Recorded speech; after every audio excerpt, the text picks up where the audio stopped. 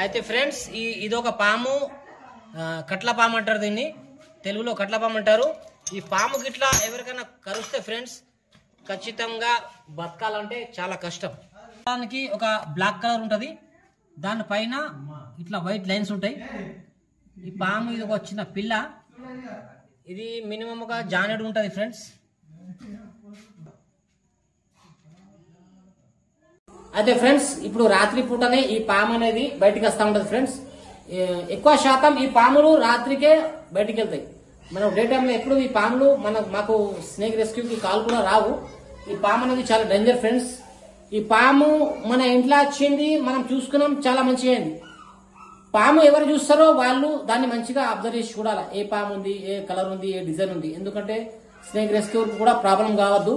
ఎందుకంటే మరి ఆయన అసలు మన ఇంట్లో చెక్ చేసేటప్పుడు ఆయన కూడా ప్రమాదం ఉండద్దు.